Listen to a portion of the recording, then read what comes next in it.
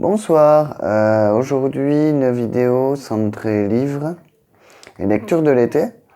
Cette idée m'est venue après avoir retrouvé la liste de livres intéressants à lire de mon école de massage, donnée lors de la première semaine de cours, il y a quelques années. Du coup, qui conseillait des livres sur l'anatomie ou le développement personnel ou le yoga. Donc, je vais vous présenter 5 livres que j'ai lus cet été. Et avant de partir 15 jours en vacances, et à la suite des vacances, il y aura de nouvelles vidéos sur le thème plus centré massage thaï. Donc, les livres de développement personnel, donc le premier, Autobiographie d'un yogi. C'est un livre fétiche du gourou fétiche de mon école de massage. C'est un gourou dès son plus jeune âge, il a été intéressé et attiré par le divin et tout ce qui est sacré. Il a connu le yoga plus par l'intermédiaire de la méditation et non des positions. Donc du coup, tous les jours et toute sa vie, il a médité. Et dans l'association qu'il a créée aux États-Unis, Noël se fête en méditant pendant 8 heures de temps, 7 heures. Et du coup, il raconte dans ce livre tout ce qu'il a appris au fur et à mesure des années, au fur et à mesure de sa vie et de l'intuition qu'il a eue en priant, en se focalisant sur des points bien précis de sa vie. Et il entrecoupe les récits par des leçons de ses professeurs à lui-même. Et du coup, c'est très intéressant et très parfois déroutant, mais intéressant à lire. Le second, Journal intime d'un touriste du bonheur, de Jonathan Lederman. C'est un youtubeur qui a fait pas mal de vidéos sur la méditation et qui nous explique en gros que YouTube et même la vie de tous les jours, on a une image extérieure et une image intérieure. Et parfois l'image intérieure est inégale par rapport à l'extérieur. Et des fois, c'est important de faire partir les artifices et de s'arrêter pour se retrouver soi-même. Et c'est pour cela qu'il a fait un voyage initiatique, on peut dire, de quelques mois en Inde. Et il a lâché en gros son boulot d'avocat et de businessman pour monter sa chaîne YouTube des anti-sèches du bonheur et pour permettre au monde et aux abonnés de le suivre dans sa route vers une meilleure image de soi, un meilleur état psychologique par la méditation et l'arrêt des drogues et de ses addictions. Le pouvoir de la colère. Dharam Gandhi, c'est le petit-fils du Mahatma Gandhi, qui a eu la chance de passer 2 ans avec lui dans son ashram. Et le livre est très bien fait, franchement, je l'ai lu en 1 semaine et je suis pas un gros lecteur. Il est divisé en 11 chapitres qu'il appelle enseignements. Et c'est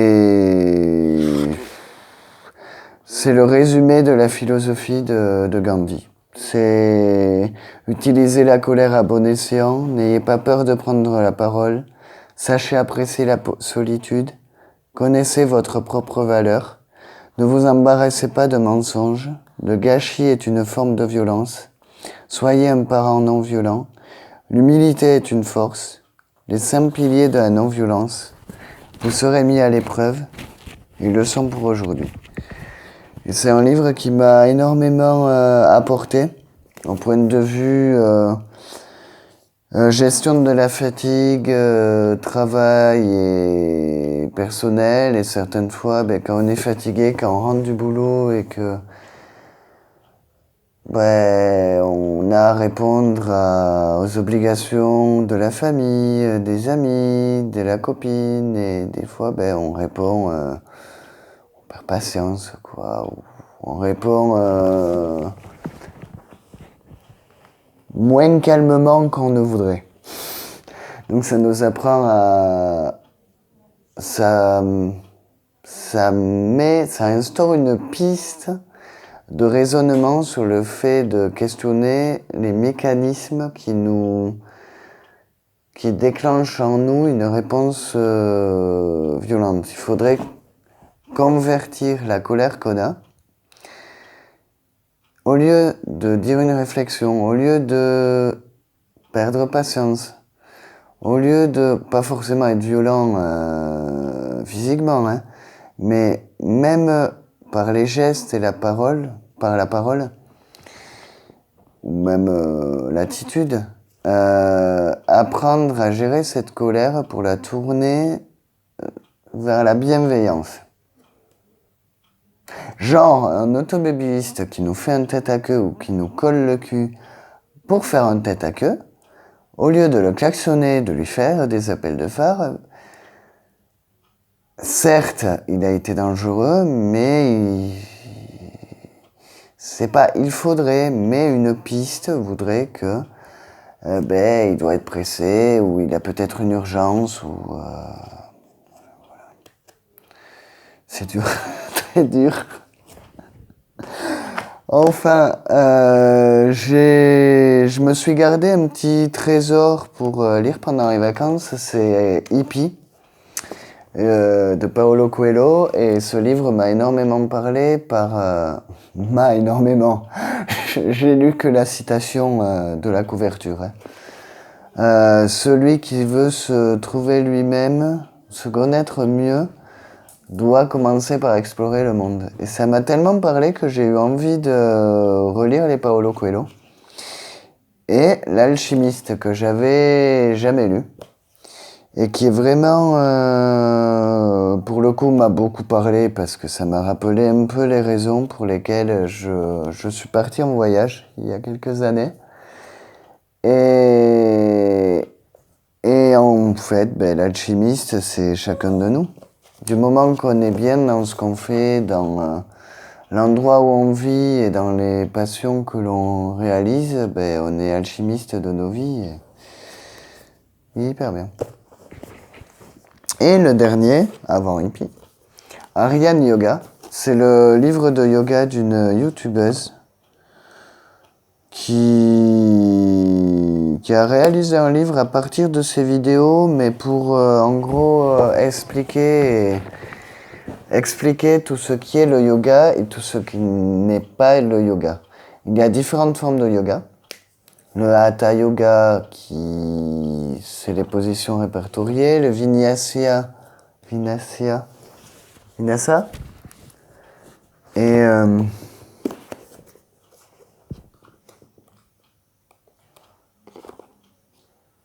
Vinyasa Yoga, qui a été popularisé par Iyengar et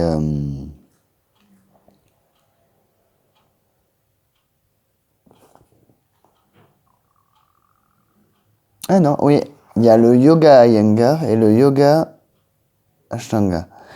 En fait, la Bible du yoga que j'avais lue de Iyengar, en fait, lui, il a créé un type de yoga. Un type de yoga plus tourné vers les problèmes physiques de la personne et plus dans adapter les postures aux autres.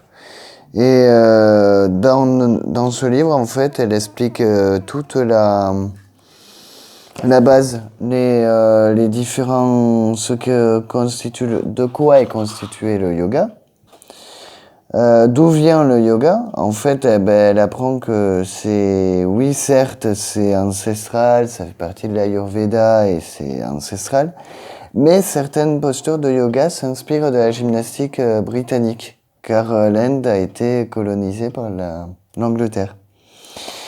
Et tout au long du livre, elle divise le livre par thème. Un chapitre sur la souplesse et la fluidité, l'autre chapitre sur la confiance, un autre l'amour et le partage, un autre la méditation. Et à chaque chapitre, elle met une séquence de yoga, que ce soit Hatha Yoga, Vinyasa Yoga.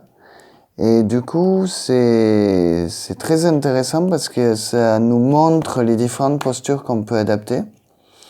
Et ça nous fait découvrir du coup d'autres types de yoga que le Hatha Yoga, le Ashtanga Yoga et Vinyasa Yoga, qui ont l'air différents et intéressants dans ce qui est plus continuité. Il y a certains yogas qui sont plus dans la continuité, sans interruption, mais toujours les mêmes postures, et d'autres yogas plus méditatifs. Et un yoga qui m'a rappelé, je crois que c'est le Yin Yoga ou le Flow Yoga, qui m'a rappelé les Mobility WOD qu'on faisait au CrossFit. Le vendredi soir, on restait genre 5 minutes dans une position. Mais pour le coup, c'est vraiment des positions du yoga. Donc, à méditer, plutôt... Je vais voir au retour des vacances pour me faire des mini-routines de yoga ou des yoga à thème en parallèle des cours de yoga le matin ou le soir. Voilà, une vidéo un peu longue, mais qui j'espère vous aura présenté le livre qui m'ont plu cet été. Une partie des livres. Et je vous laisse pendant 2 semaines et je vous retrouve dans 2 semaines avec des vidéos centrées massage thaï et anatomie et yoga aussi, mais plus centrées pratique et des vidéos de 3 minutes. Bonne soirée, à bientôt.